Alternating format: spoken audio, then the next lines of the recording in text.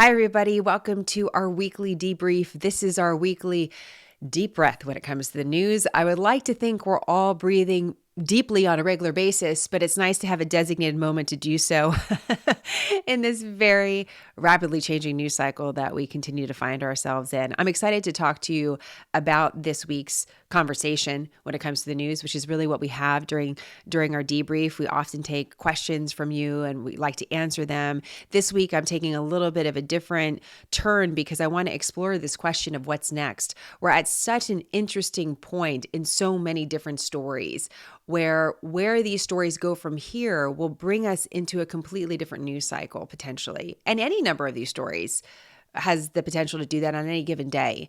But today, I want to focus on one story having to do with foreign policy and what's next there, one story having to do with the economy and what's next there, and one having to do with politics. Let me stop on politics here just for a moment.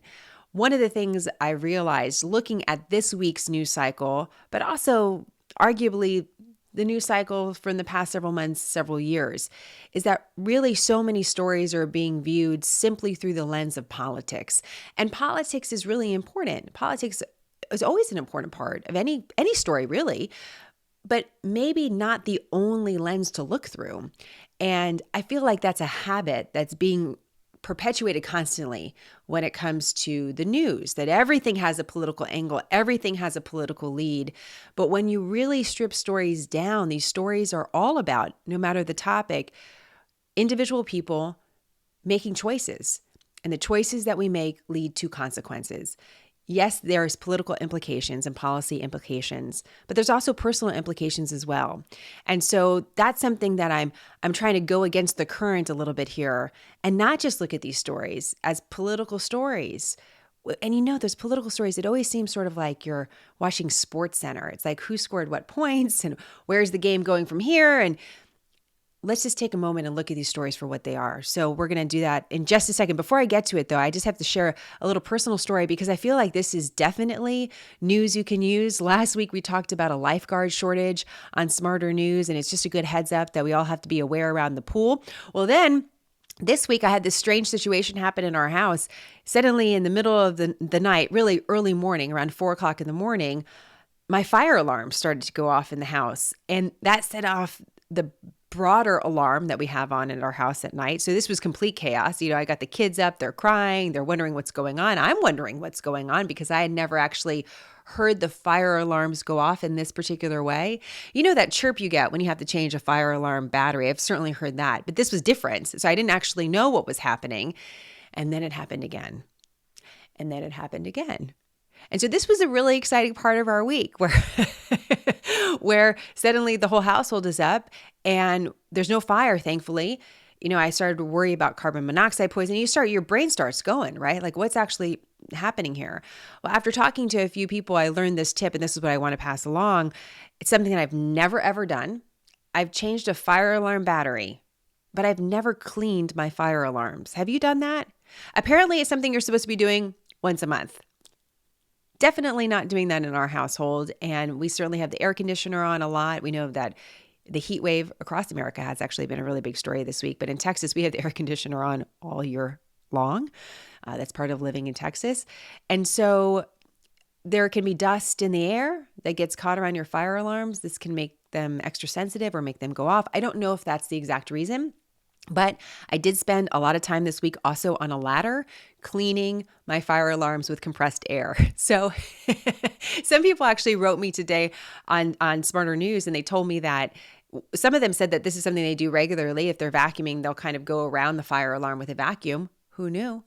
Others say that they've never, ever heard that as well. So I'm passing it along in case it's, a good time to check your fire alarm batteries and just check to make sure they're clean. So there's your little tip. I feel like we have to move that in, kind of share these moments that you actually learn a SmartHER tip about living. That's my SmartHER tip for the week. So I thought that was actually useful. Okay, so let's get into the news here now.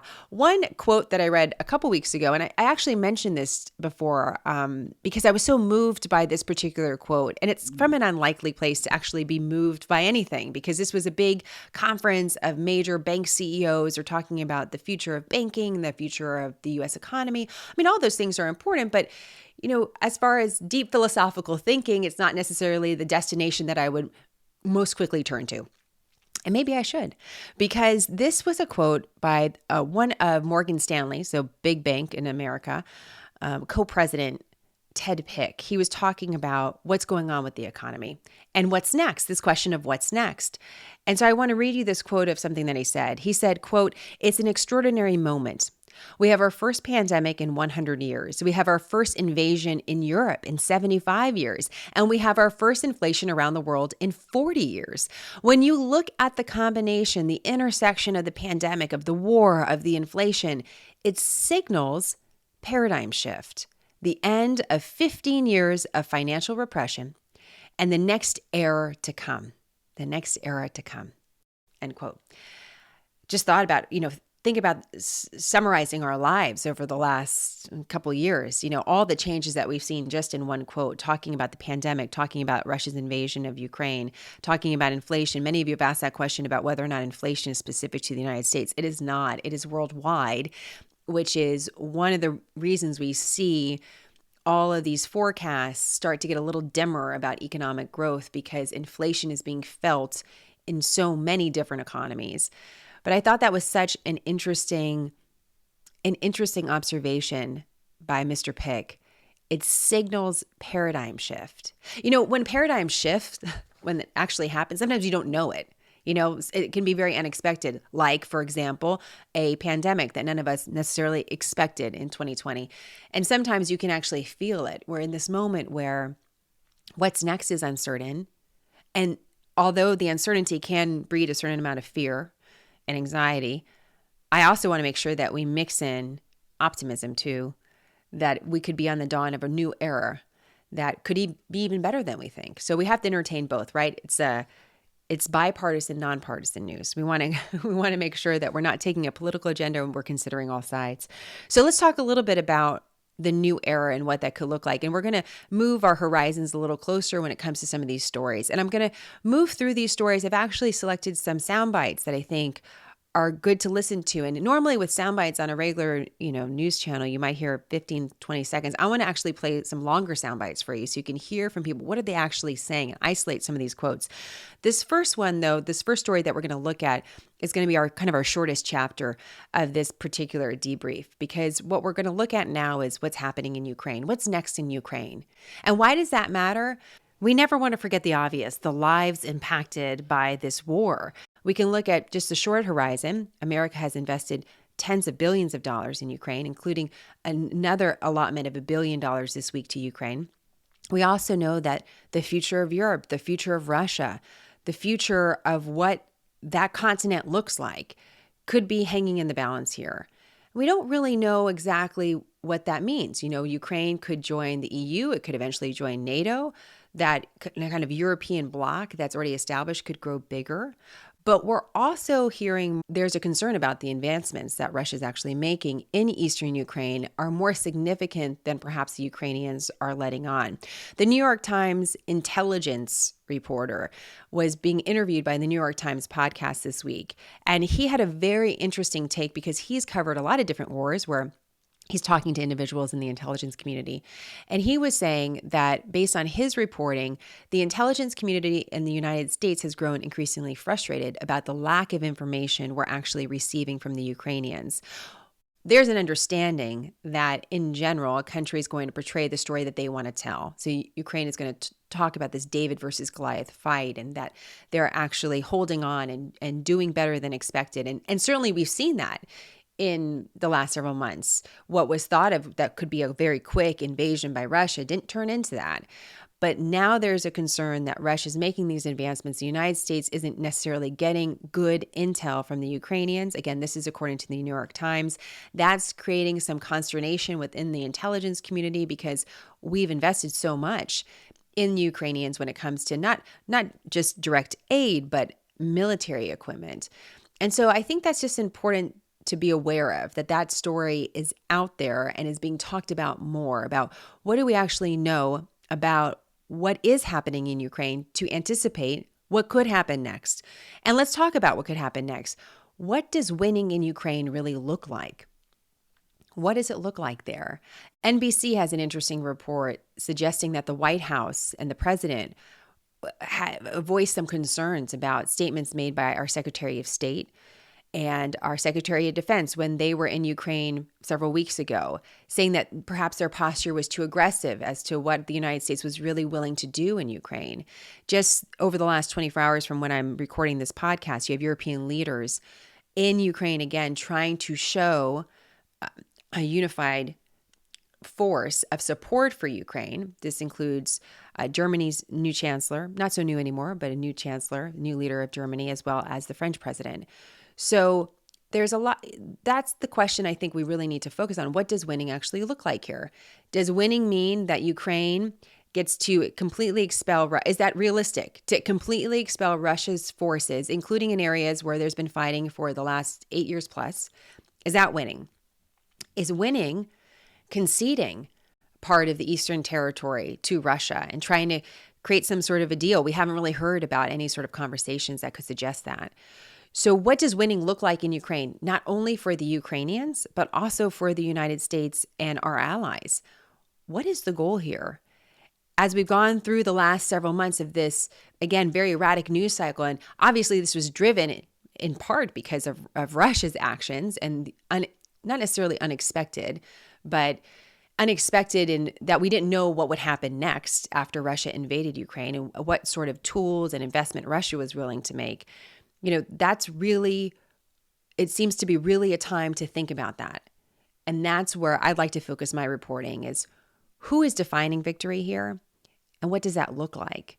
Because if we understand that, then we can work towards that goal. If we don't understand that, then this question of further investment into Ukraine, bad information or questionable information becomes more of a larger part of this story and one definitely to watch. So I wanted to mention that to you as well. Let's turn from overseas back closer to home, where we can talk a little bit about the economy. And of course, when we talk about the economy here in the United States, we're going to be talking about inflation. And before we get to that, the U.S. economy is important, not just because this is the economy that most of us are participating in and we're paying close attention to it and what it means for us in our households.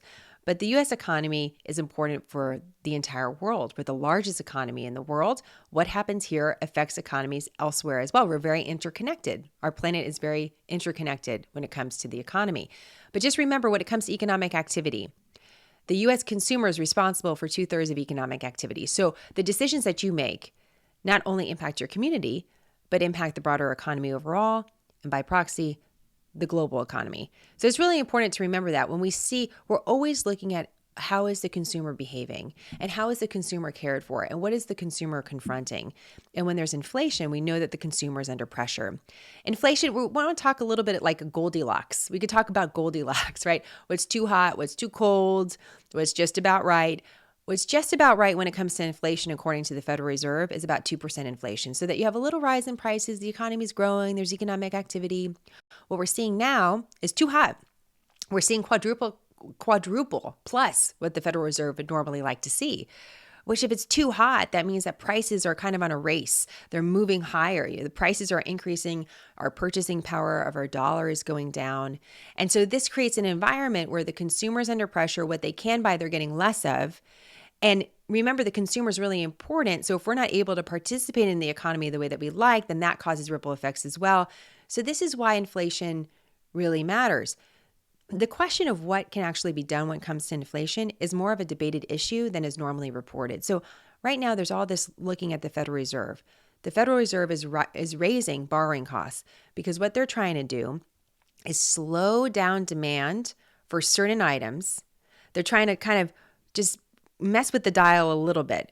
So they know that they don't want to mess with it too much, that the economy becomes too cold, that no one can access any money, and that economic activity really slows down. But they want to slow down demand a little bit in order to try to bring down prices to more normal levels. Because right now, higher demand and shorter supply is one of the reasons that we're seeing higher inflation, but it's just one of the reasons.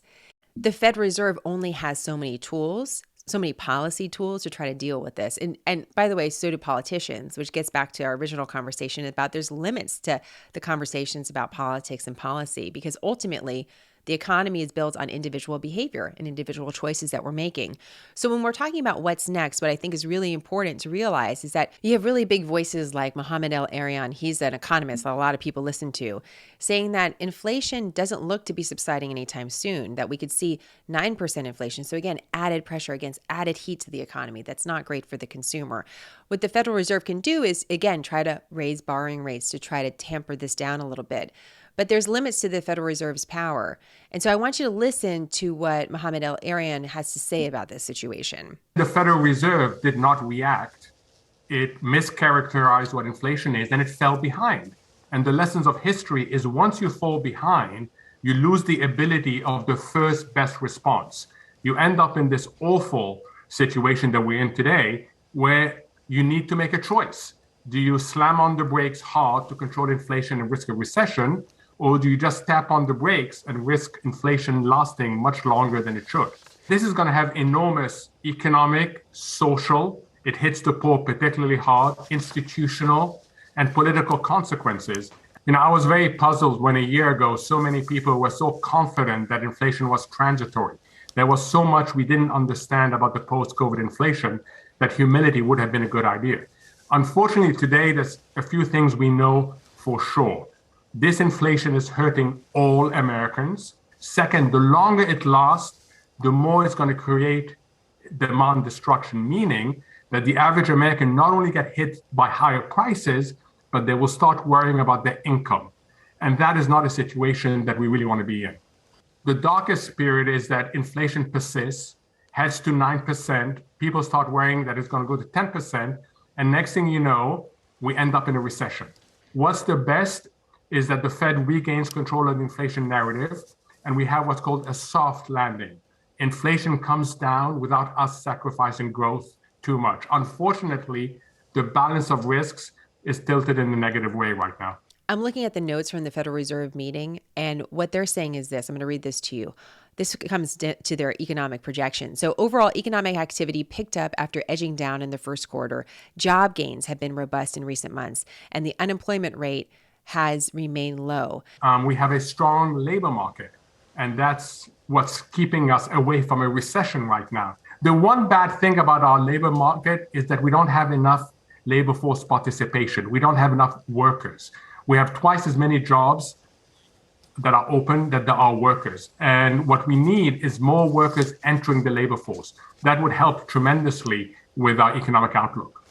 Mohamed El-Erian was just saying that the job market is a bright spot in all of this, even though it's a tight job market and there's not enough workers. So we really want to watch the job market, because if there's any signs that it's slowing down or it's not a healthy job market, then that's going to really spook investors and cause more concern about where the economy is headed from here.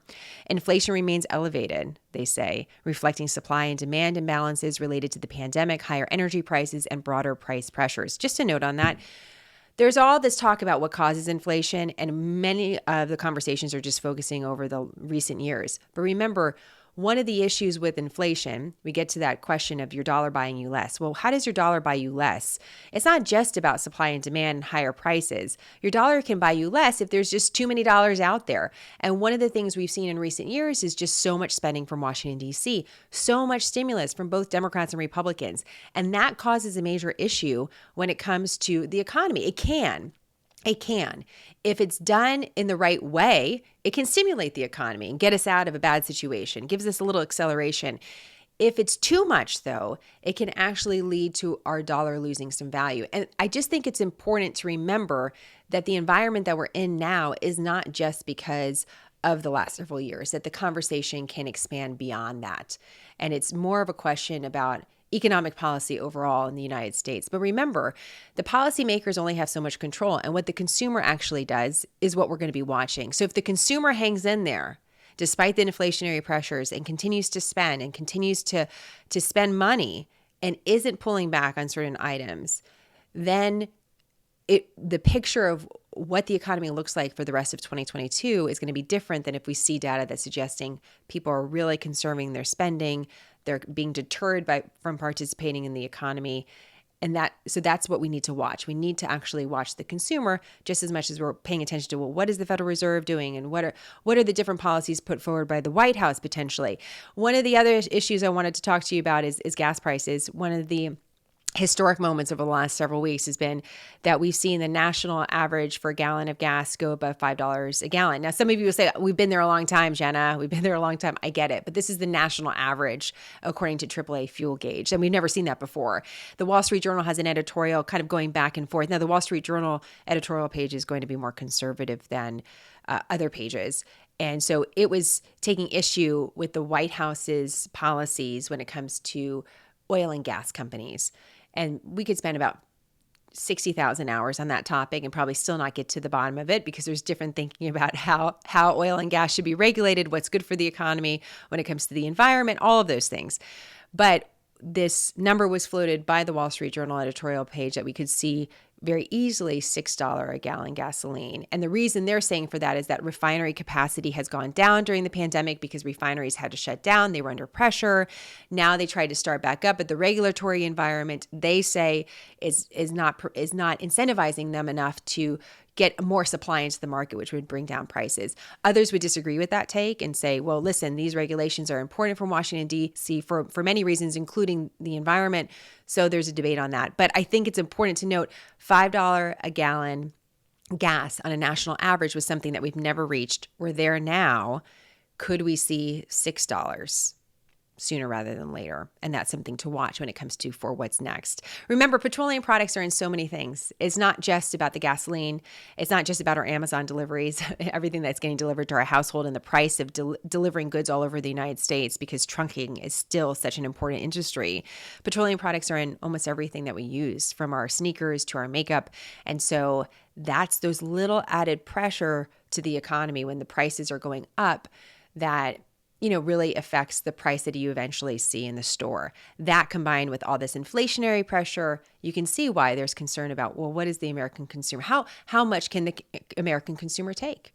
And that's one of the questions that's being asked. So we'll watch for that. We'll watch to see what's next, what's to come, and whether or not policy from the Federal Reserve and others can actually change the fate of this economy, or whether it's really going to be up to the consumer themselves. All right, final story having to do with politics. We've been watching the House Select Committee when it comes to the investigation on January 6th. We know that these hearings are taking place. There's one taking place actually right now as we're speaking. But earlier this week, there was testimony from someone I actually knew, and that was the former Fox News digital politics editor, Chris Stirewalt. So let me just set the stage for this. Again, there's a lot of politics involved in this story. And the story of January 6th is bigger than just politics. So we have to realize that. But the way that we're viewing this is obviously through the hearing, through politicians that are holding a hearing. We know that there's political agendas involved on all sides. So I just want to step away from that for a second. We don't know where this investigation is going. We don't know exactly what we're going to hear next. And so we're just going to leave space for the story to continue to develop. What Chris Stirewalt said during this hearing, though, is really, really important, because it will help inform us for not only the midterm election cycle, but for elections to come in the United States. And so let me just give you a little bit of background. Chris Stirewalt and I, we didn't work in the same area. I was in the New York City bureau. He was in Washington, D.C., and he, as the digital politics editor, would, he would write a morning newsletter kind of detailing different stories that we should pay attention to. We use the term editor in news in different ways. So, for example, an editor can be someone like I'm the editor-in-chief of SmartHER News. I'm taking a look at content and deciding, what's going to go where and when and how. I'm dedicated to nonpartisanship. An editor doesn't necessarily have to be dedicated to nonpartisanship. You can be an editor of the Wall Street Journal opinion page, for example, and have a certain point of view and a certain point of commentary. One of the other things that Chris would do is that he would work on the decision desk during elections. And the decision desk was really cool. The decision desk, and this is I did interact somewhat with the decision desk, because there would be a room full of different people that would sometimes only come into Fox for these particular nights of coverage. And they would be experts in the field of elections and polling. These are people that off the top of their head could list any county in the state of Georgia, for example. They were totally immersed in the data, and they wanted to get the data right when it came to election night, calling different races and what was happening, what was actually happening in the picture of politics in America. This was actually a really great group of people. I really enjoyed them. And oftentimes, because I was not a senior news anchor, I was, had special assignments during election night that did involve being on the air constantly for 3 hours or 4 hours a night. I would often just kind of go and sit and listen to them or kind of talk to them about what they were learning or what to pay attention to. I would talk to them a couple days before election days often to see what is the data showing us, what questions should we be asking. And they were just a phenomenal group of people that you should know that. They are really interesting, very good at their craft, and dedicated to accuracy. That's all they cared about, which was like, were they going to be right? Were their projections based on their numbers and their models correct? Or were they going to see something completely different on election night that would tell us a different story? So one of the things that Chris was asked about that I think is really important is this question of the red mirage. And the red mirage or the red wave was talked about a lot ahead of the election in 2020. The question was this: whether or not Republican, red would be signaling conservatives, blue would be Democrats, whether or not conservatives were going to come out in force. Was there going to be a red wave of turnout and enthusiasm that was going to reelect former President Trump? Or was there going to be a red mirage? It wasn't going to actually come to fruition.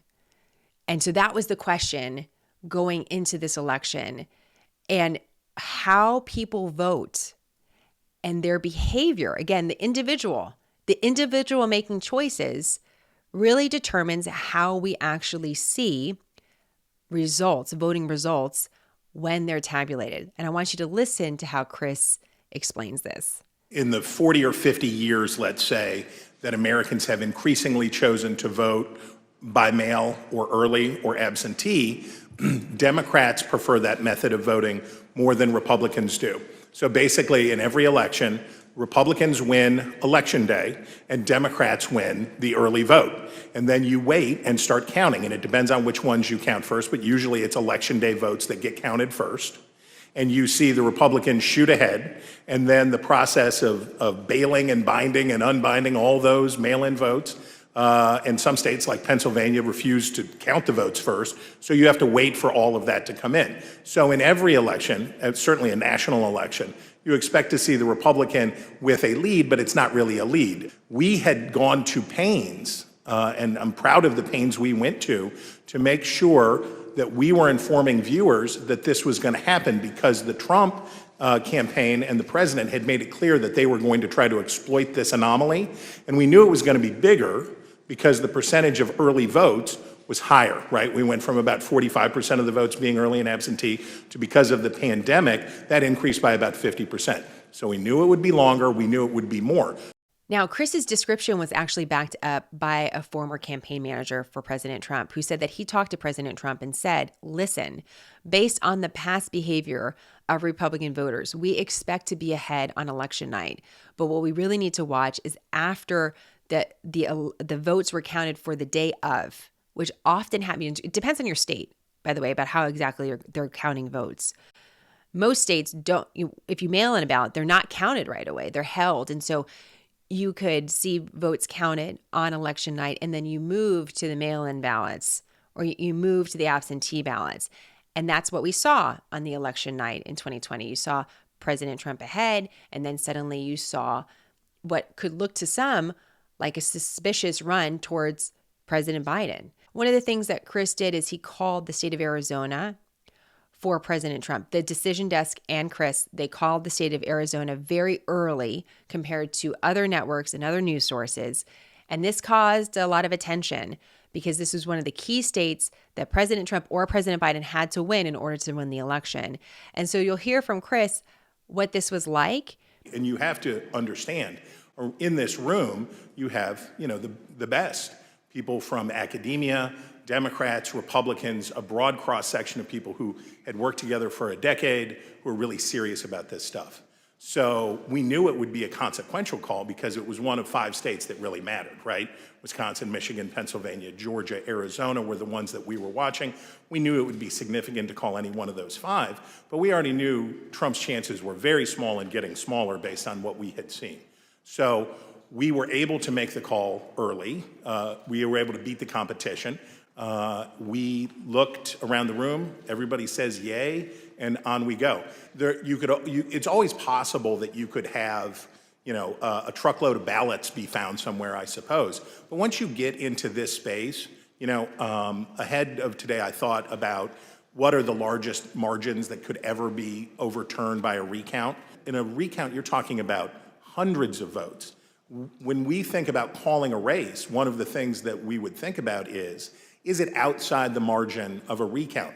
And when we think about that margin, we think about, in modern history, you're talking about 1,000 votes, 1,500 votes at the way, way outside. Normally, you're talking about hundreds of votes, maybe 300 votes that are going to change. So the idea that through any normal process in any of these states, remember, he had to do it thrice, right? He needed 3 of these states to change. And in order to do that, I mean, you're at an infant. You're better off to play the Powerball than to have that come in. So obviously, there's a lot of really strong feelings about what happened in the 2020 election. And there's been different documentaries, different reports to prove different theories as to be true. I'm not going to be able to square all of that right now. So I'm just curious about what's next for both parties. Are we going to move it to a system where we're going to see a lot of more mail-in voting, or are we going to move to a system where, because of the conversation we've had over the last, 2 years, you're going to see a lot more people show up in person, Democrats and Republicans? How is our voting behavior going to change or stay consistent with the past?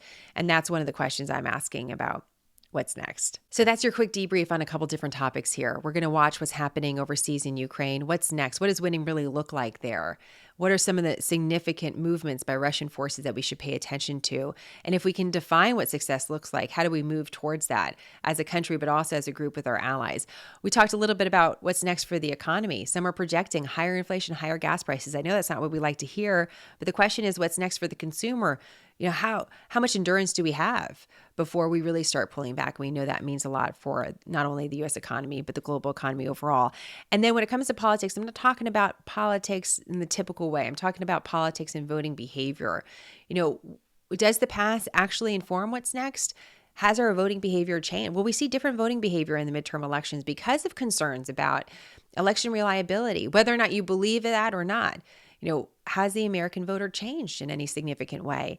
And will that lead to some different results? We'll see. That's something we're going to be watching. So as far as what's next for SmartHER News, every day that goes by that we don't have some of these big Supreme Court decisions, I'm sort of just crossing off the days wondering, what's next? When will the decisions come? We know we have a really big case at the Supreme Court we'll be issuing a decision for when it comes to abortion. We had that leaked opinion, but we don't have the official opinion yet, so we're going to be watching for that. I mean, that's really what I'm every day in June, because it has to really come before the end of June. I mean, maybe the first week of July. I mean, that would be, I don't know. So that's what I'm really going to be. That's one of the very obvious big stories that's going to be coming next. But as we know, anything can happen. And whatever happens, we'll be right here with quick, concise, nonpartisan information, because that's what we're dedicated to. And we work towards that and making sure that we're delivering that on a regular basis. So I look forward to your questions and comments as always. If you'd like to see a certain story covered, or you'd like to hear more on any of these topics, please let me know. And as always, more on smarternews.com. Have a great day wherever you are. And check those fire alarms. Quick, concise, nonpartisan, SmartHER News, a refuge from the storm. I'm Jenna. Thank you for choosing SmartHER.